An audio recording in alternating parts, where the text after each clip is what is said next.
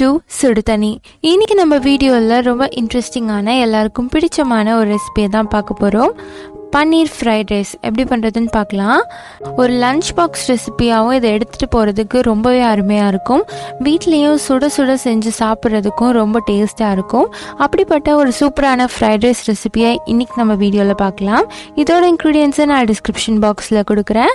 இப்போ வாங்க செஞ்சு சமைக்கலாம். ஃபஸ்ட்டு நம்ம அரிசியை வேக வச்சிடலாம்.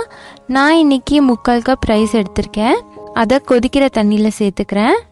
இது கூடவே 1/2 டீஸ்பூன் உப்பு, 2 டீஸ்பூன் எண்ணெய் சேர்த்துக்கிறேன்.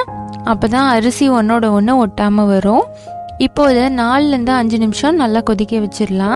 அரிசி முழுசாக வேகக்கூடாது, ஒரு அரை வேக்காடாக இருந்தால் தான் ஃப்ரைட் ரைஸ்க்கு ரொம்ப நல்லாயிருக்கும்.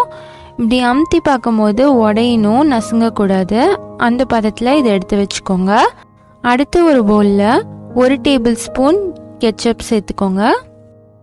கூடவே 1 டீஸ்பூன் சில்லி சாஸ் சேர்த்துக்கலாம். இது கூட 1/4 டீஸ்பூன் மிளகுத்தூள், 1/4 டீஸ்பூன் உப்பு சேர்த்துக்கோங்க. கூடவே 1 டேபிள் ஸ்பூன் கார்ன்ஃப்ளவர் சேர்த்துக்கோங்க. இதை நல்லா மிக்ஸ் பண்ணி விட்டுடலாம். இது நல்லா மிக்ஸ் ஆனதுக்கப்புறமா நம்ம இதில் பன்னீர் சேர்த்துக்கலாம். பன்னீரை நான் குட்டி குட்டி க்யூப்ஸாக கட் பண்ணி வச்சுருக்கேன். அதை இதுக்குள்ளே சேர்த்துக்கிறேன். ரொம்ப பெருசாக இருந்துச்சுன்னா பன்னீர் மட்டும் தனியாக தெரியும். நல்லா ரைஸோட மிக்ஸ் ஆகிறதுக்காக கொஞ்சம் குட்டி குட்டி க்யூப்ஸாக கட் பண்ணியிருக்கேன்.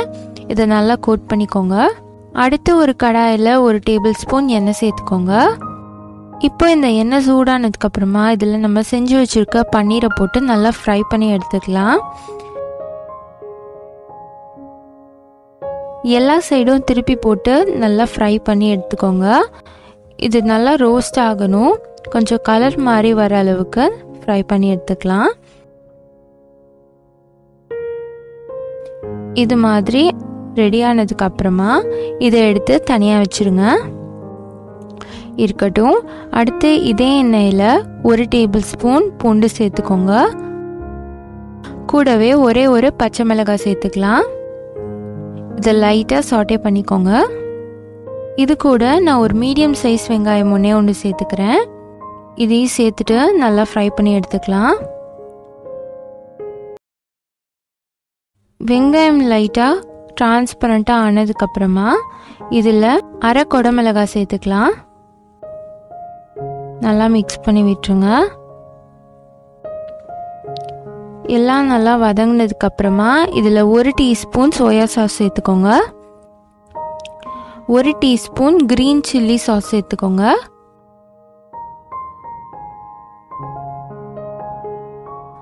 இப்போ இது கூட ஃப்ளேவருக்காக ஒரே 1 டீஸ்பூன் சர்க்கரை சேர்த்துக்கிறேன். கூடவே 1/2 டீஸ்பூன் மட்டும் உப்பு சேர்த்துக்கிறேன். ரைஸ்லாம் மிக்ஸ் பண்ணதுக்கப்புறமா தேவைப்பட்டுச்சுன்னா கூட நீங்கள் உப்பு கடைசியாக சேர்த்துக்கலாம். நல்லா மிக்ஸ் பண்ணி விட்டுருங்க. இப்போ இதில் நம்ம ஆல்ரெடி ஃப்ரை பண்ணி வச்சுருக்க பன்னீரை சேர்த்துடலாம். பன்னீரையும் சேர்த்துட்டு இந்த மசாலாலாம் நல்லா கோட் ஆகுற மாதிரி நல்லா மிக்ஸ் பண்ணிக்கோங்க. இது நல்லா மிக்ஸ் ஆனதுக்கப்புறமா இதில் நம்ம வேக வச்சு வச்சுருக்க ரைஸ் சேர்த்துக்கலாம்.